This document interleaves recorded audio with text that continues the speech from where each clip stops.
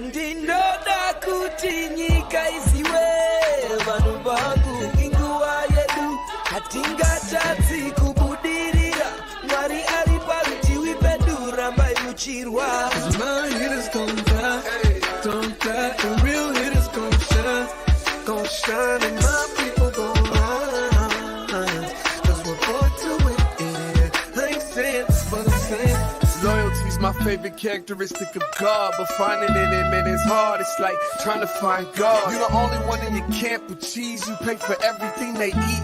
Man, that insecurity is deep. Now I ain't said no names. These are just theories. If you hear me, baby, it's home. You must admit it's kinda eerie, baby. Like them chemtrails in the sky. Hate to selling the slaves, kinda like the combines. We say everything in moderation, but don't do it in moderation. The lies of a gluttonous generation. 10-year-old girl in.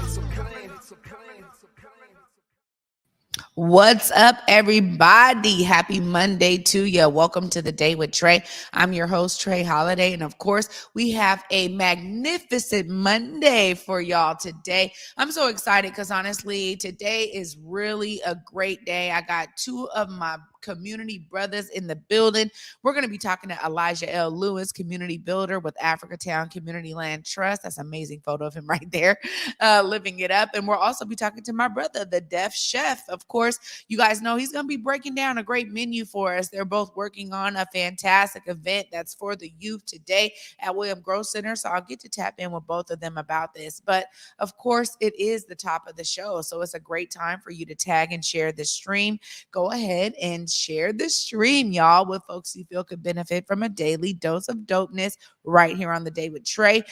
Don't worry, if you can't watch us, you can listen to us anywhere you find your favorite podcast. Just search Converge Media Network in the Day with Trae. Y'all will find me there on Google, Spotify, iTunes, SoundCloud, any one of the platforms that you love. You can actually search us and you'll find us there. So please do that and spread the podcast. I don't know if you can tag and share the podcast, but if you can, do that as well so that people who can't watch can also listen. Shout out to our podcast team and all of our podcast listeners, as well as all of our supporters here for the Day with Trae. We appreciate y'all so much for sharing the stream.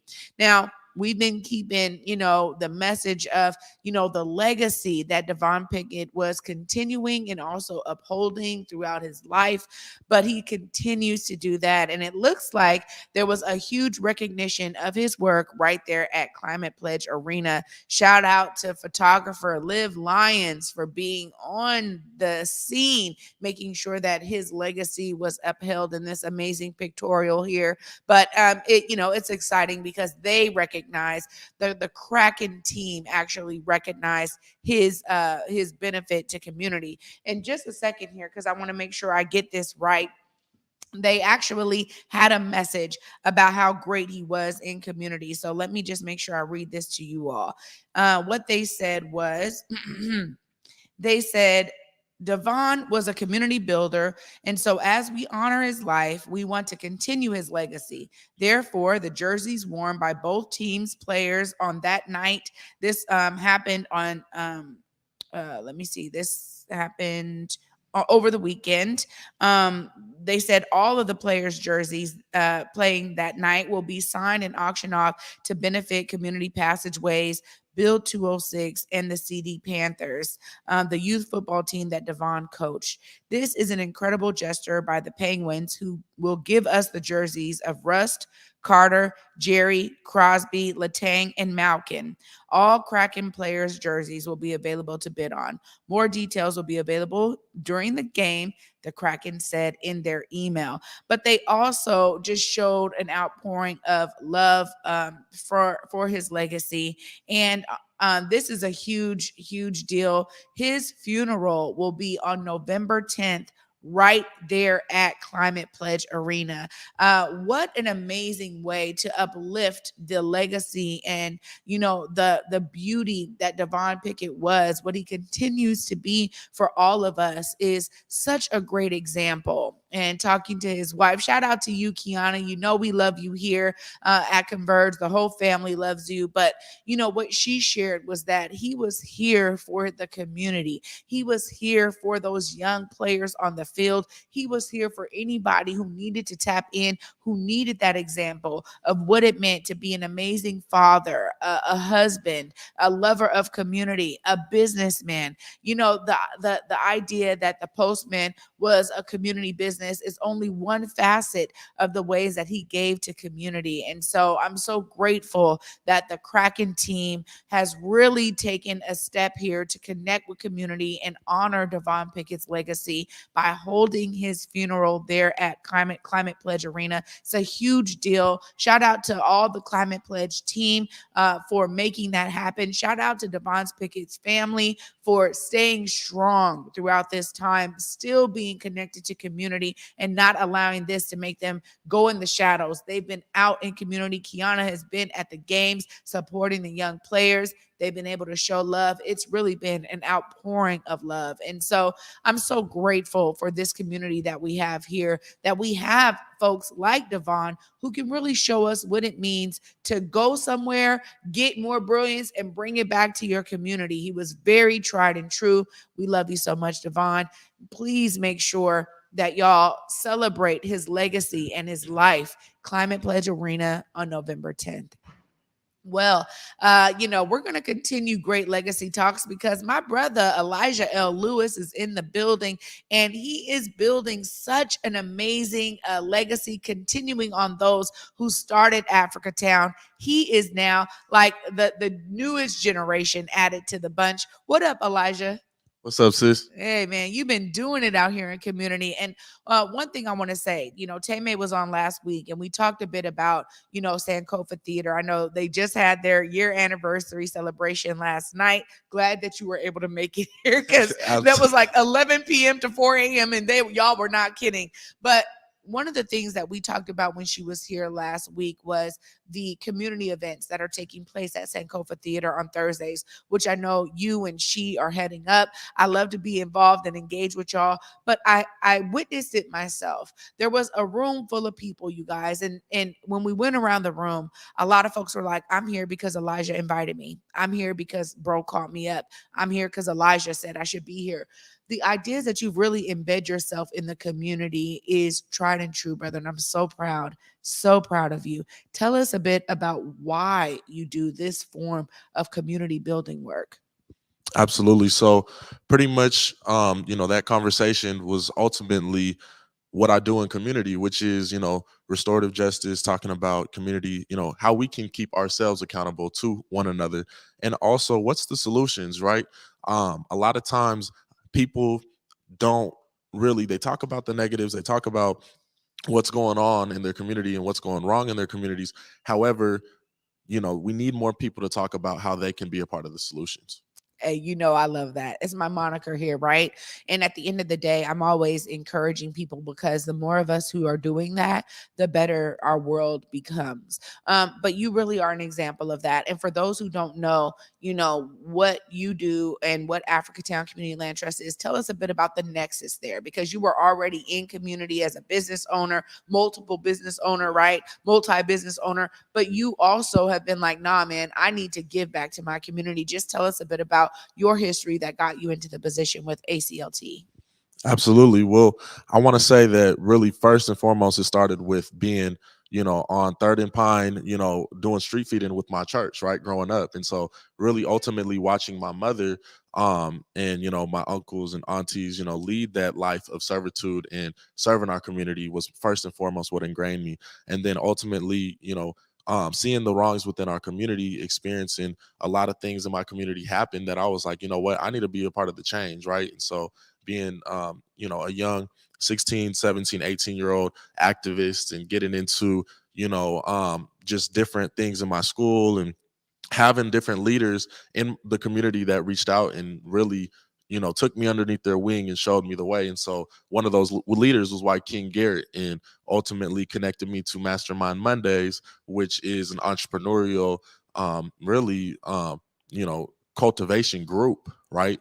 Where through Black Dot, where we, I was able to cultivate my entrepreneurial skills, start multiple businesses, and have a lot of success within that. And ultimately got my start with Africatown.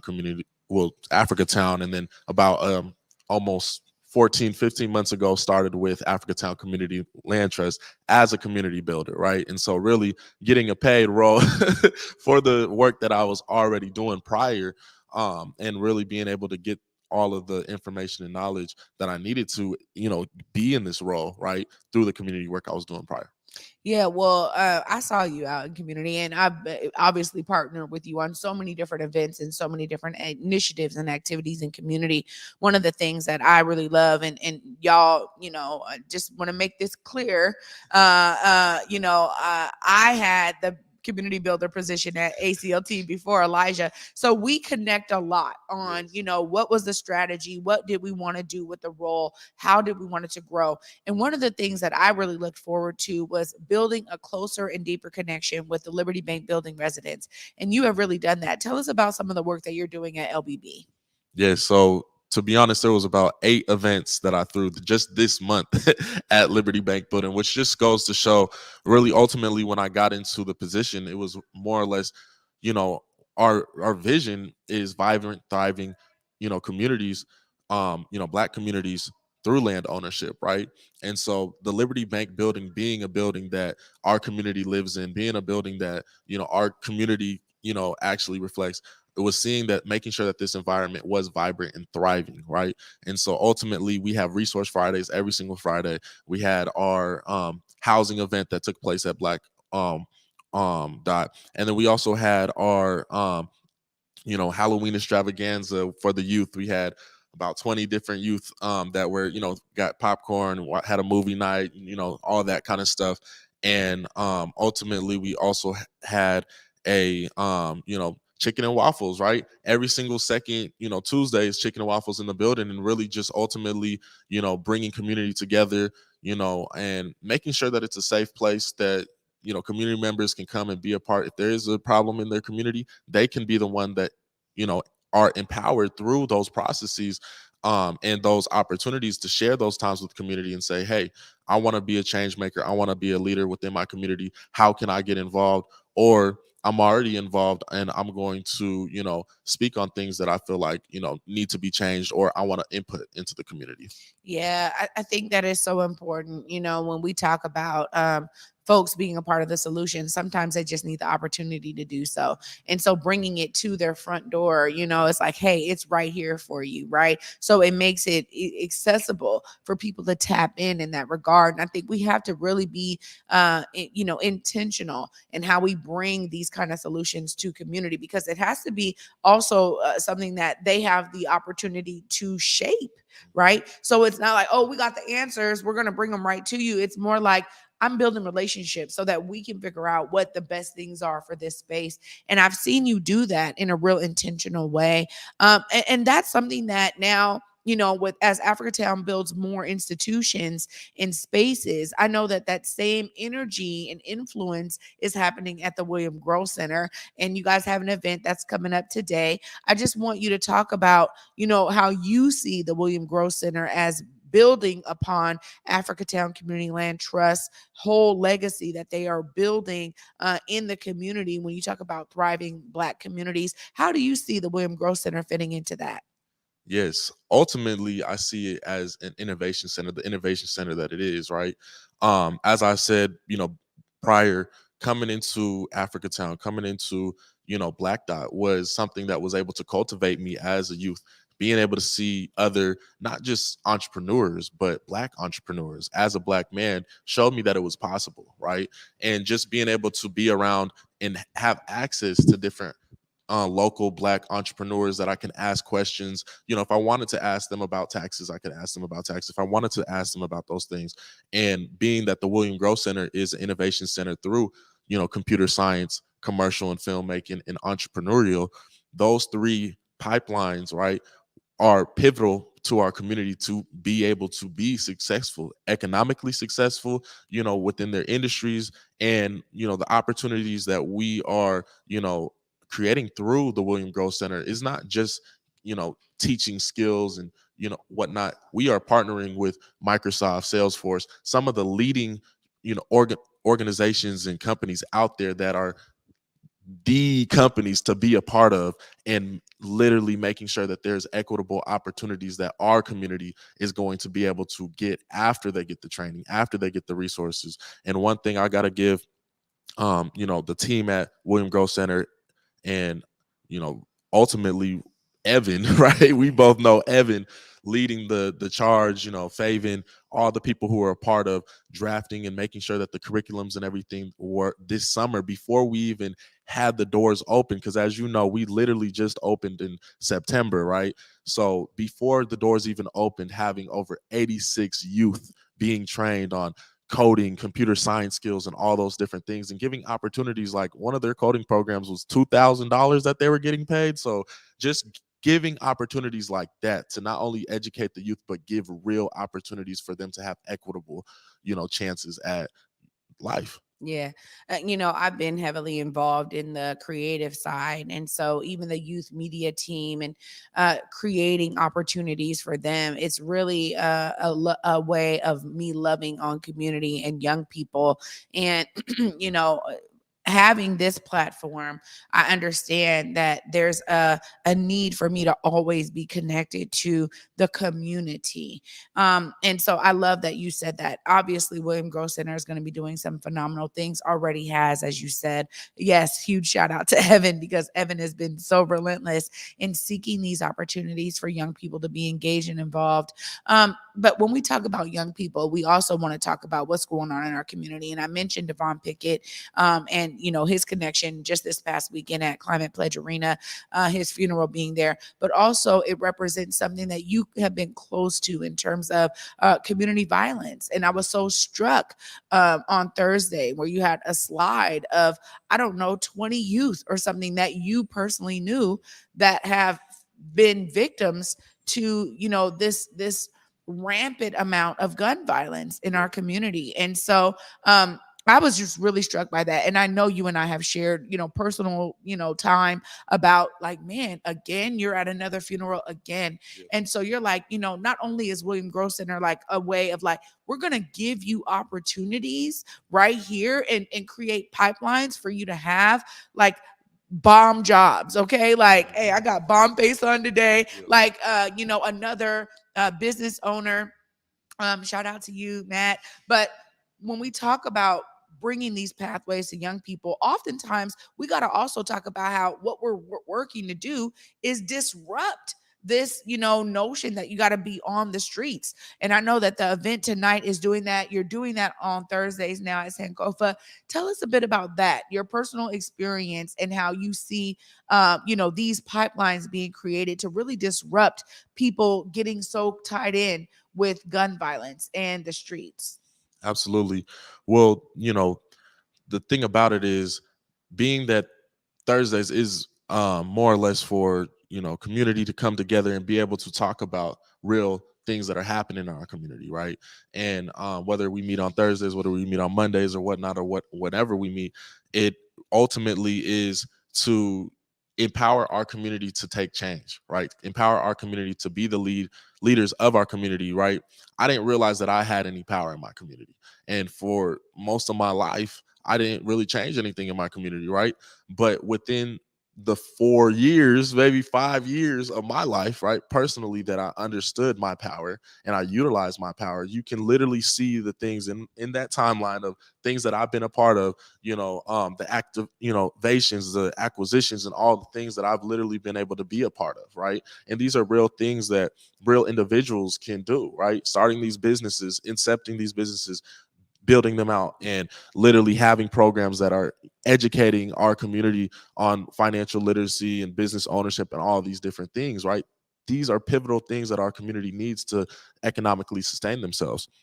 And ultimately, that's what, today is about, right? Honoring our heritage, right?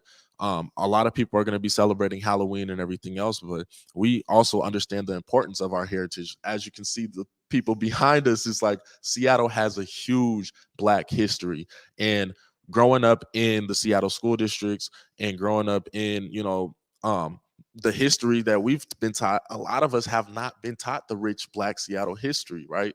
And being able to have our youth be able to come to the William Grose Center and learn about their history, learn about William Grose and how he was a, pioneer, how he was able to work his way from the ground up to being able to own hotels and businesses and buy 12 acres of land so that the Black community could and put it on his own community, right? Put it on his whole community, right? Those are the types of conversations that I continuously encourage and make sure that everyone is a part of. And so one of those things is, if you are a community member out there and you want to be a part of our, programs or resources or even any of the conversations that me, myself, Elijah as the community member has, or versus Elijah as the community builder with Africatown Community Land Trust, you can literally find us at Africatown Community Land Trust.org, or you can reach out to me at Africatown or Elijah at AfricatownLandTrust.org.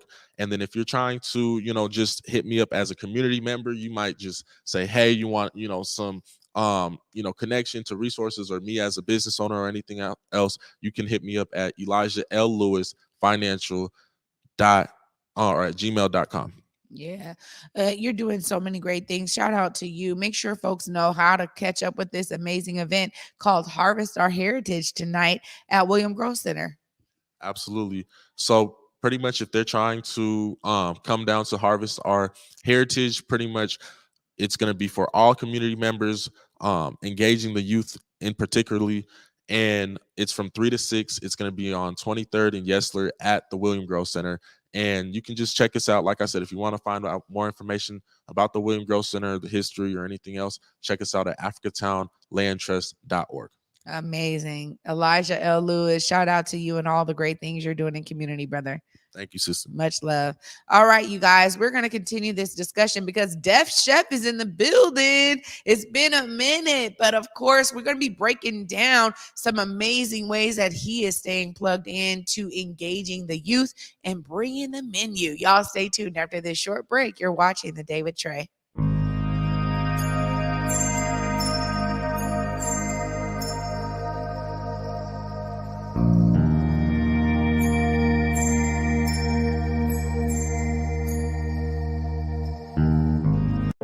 COVID-19 hurt my income, my health, and my family. We were about to lose our home when we heard we might be eligible for homeowner assistance funds from the government. We called 1-877-894-HOME, and a housing counselor stepped in, talked to our lender, and saved our home. Federal funding details at WashingtonHalf.org. That's WashingtonHAF.org.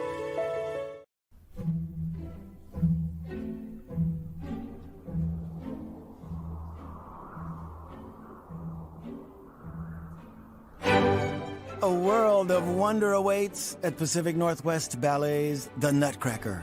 Treat your loved ones to the Northwest's favorite holiday tradition at Seattle Center's McCall Hall. Tickets start at $27. Visit pnb.org.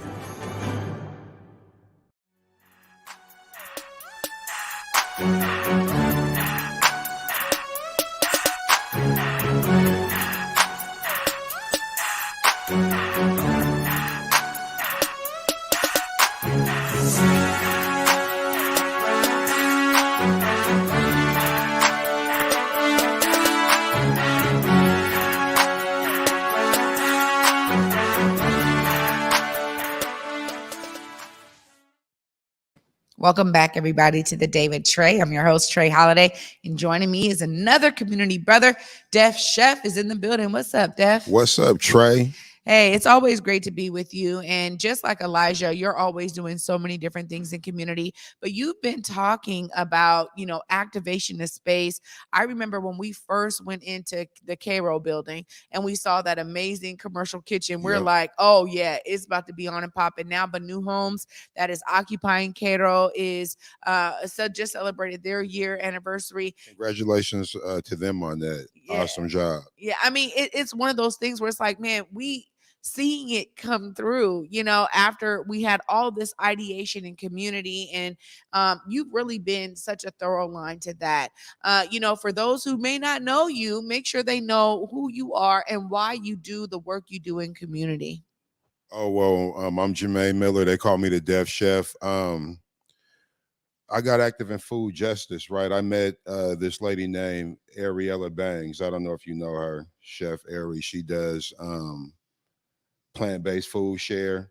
She does a lot of work, so she brought me in, and that's pretty much what's led up to now. That's what really sparked it, because before I just cooked for profit. I was just cooking and making my little money or doing whatever, but I seen that there was a whole nother side to it, because you know there's two sides to everything. Sometimes there's more than two sides. Food is a complex thing, right? All of it's by design. Everything is meticulously put where it goes. So the way that we got to bucket is we got to do something different. We can't do the same thing and change nothing.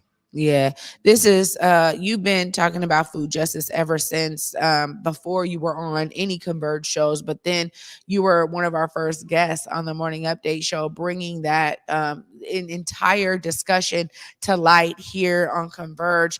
And I've just seen you be so dedicated to that. And I know when we talk about the youth, you know, you as a father, a proud father, you've talked about like, no, the youth really is important for us to be giving back to them. You've always had this connection there. Tell us a bit about that, because you were doing, you know, lunch food program for the schools. You've been just doing so many things connected to young people. Tell us about that connection. Well, okay, I grew up under the Michael Prestons, the Charlotte Bannisters, right? The Coach Felders. So this whole thing, like this, been going on since I was a young one, right?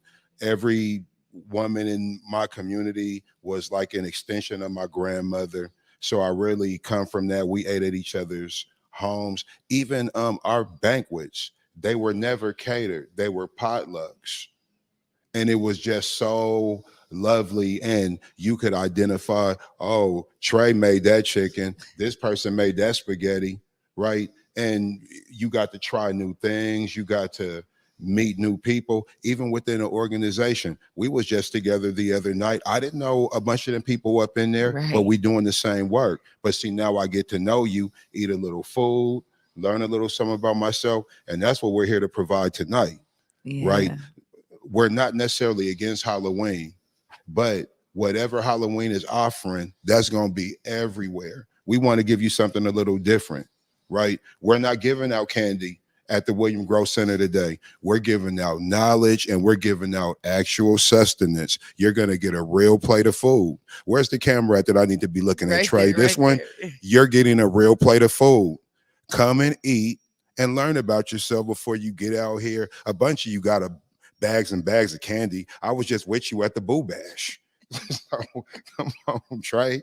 We got to switch it up today. Yeah. I mean, of course. And I know a lot of folks, my tummy included, is excited to be there tonight. You know, you're always breaking down food. You always are providing something that's nutritious and delicious. Tell us a bit about what the menu is looking like tonight. All right. We're going to make it safe, right? Because this is our first time doing this. So we don't want to get too anything on them. We're going to have some spaghetti.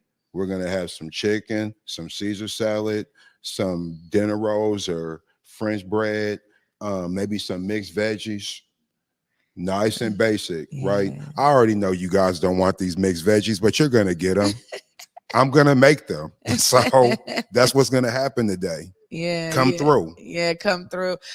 This is really exciting because, you know, we did the launch series events at William Grose Center and saw a tremendous amount of people from the community come through during that week. And today is like, oh, wow, we're taking it directly to the youth and to families. It's right after school, right? 3 to 6 p.m. We're doing that intentionally so that young folks will be like, man, what's going on up in here? And maybe they'll be smelling the good foods as well. And it'll entice them to come through. But when you talk about learning about the heritage, that's important. We were all together when we said, when, you know, it said harvest our heritage. Elijah said it. We were like, yes, Genius. That's it right there. Genius. That boy brilliant, yeah, ain't he? right.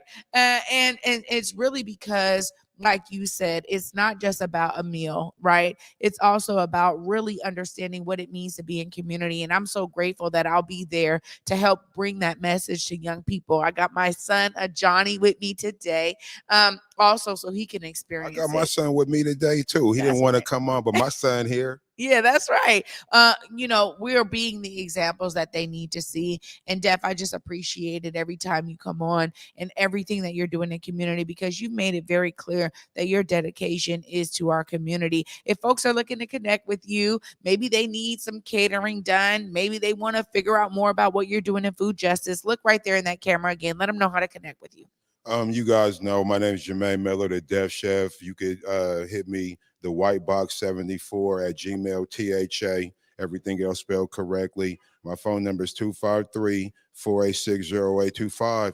But you could always catch me at whatever's going on. I also want you guys to know today we're doing an event, but we're going to do this stuff consistently. The plan. Oh, I also got to say, this is sponsored by Community Passageways. They reached out to help put this together, and they want to do something every day, because one thing we do know, the kids don't like the school lunches. I know we're not here to talk about it, but they don't like the school lunches. Yeah. And right after school, a lot of times they're looking for something good to eat. You could come over to the William Grose Center, get something good to eat, right? You're going to be received. You don't got a code switch. You just can't say any old thing. We're not having no type of craziness, but you could come in and you know what, you could take some food home if you need be. But we need you guys to come in and support what we're doing, because we're trying to support you, and everything we're doing doesn't mean nothing if you don't take advantage of the resources. Oh, so true. Shout out to Community Passageways for understanding the need in our community and being the ones to step up. Shout out to everybody at William Grose Center, Africatown, for putting this together. Again, shout out to you, Def. Always love. Shout out to you too, Trae. Yeah. You like my sister. You already know, family. You know it. Oh, you guys, I get to wrap this up and talk about what we have coming up tomorrow after this short break. Stay tuned. You're watching The Day with Trae.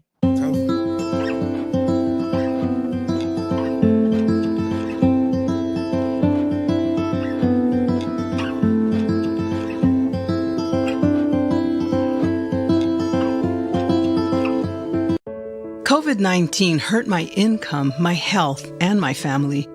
We were about to lose our home when we heard we might be eligible for homeowner assistance funds from the government. We called 1-877-894-HOME, and a housing counselor stepped in, talked to our lender, and saved our home. Federal funding details at washingtonhaf.org. That's washingtonhaf.org. Hey guys, Besa Gordon here, and before heading to Belize, Trae Holiday and I had to make sure we linked up with our good friends over at Market Street Shoes to, of course, grab a few things for the trip. From bags to socks, shoes, sunglasses, earrings, and more. Before going on any trip, make sure you stop at Market Street Shoes. Trust me, you'll find just what you need to make your trip not only enjoyable, but fashionable.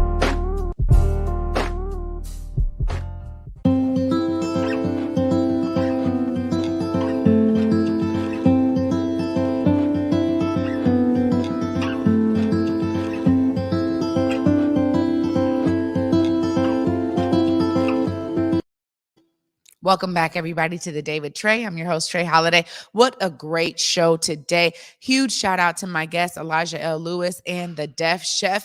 Of course, the event they have going on today at the William Grose Center, 3 to 6 p.m. It is open to the public. Go down there, check out what William Grose Center has to offer, learn a little bit about the heritage. It is directed at young people, but that means young people and their families. Go have a great spaghetti dinner on Community Passageways and Africatown. This is about bringing these opportunities to our community. So shout out to Elijah and Deaf Chef for being a part of this amazing event tonight. And as Deaf Chef said, they're keeping it alive all the time. There's going to be consistent programming coming out of William Grose Center, not just about the pipelines that they offer, because they will offer business and entrepreneurship, tech and computer science, and the creative economy. So things like production and commercials and, learning all about videography. There's going to be some amazing workshops that are going to be put on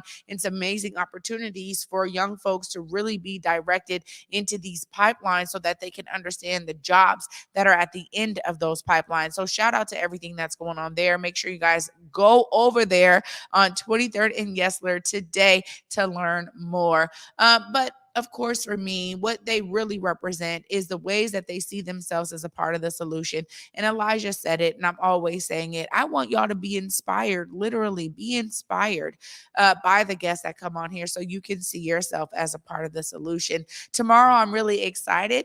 I have the artistic director of the Dance Theater of Harlem. You guys just saw it right there. That is right. Victoria will be in the building with us.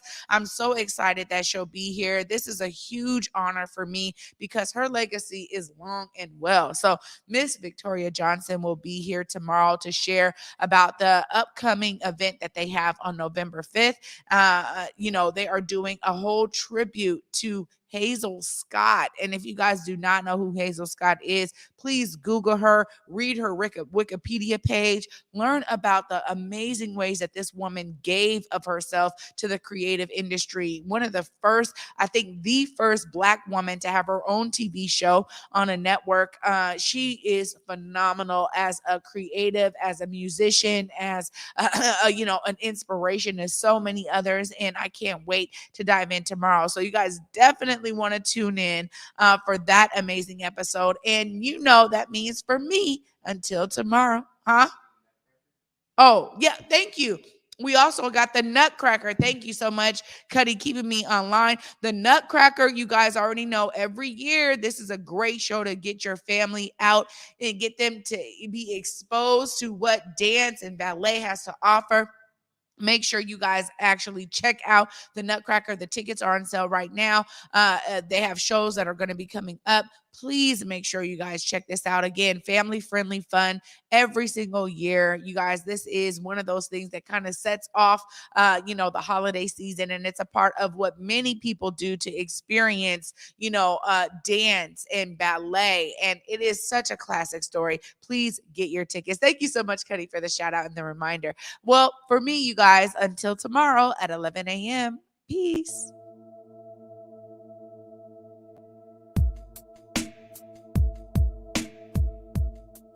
Converge Media produces culturally relevant content for Black and urban audiences. Our coverage is raw, transparent, and objective, praised by community leaders, government officials, and residents.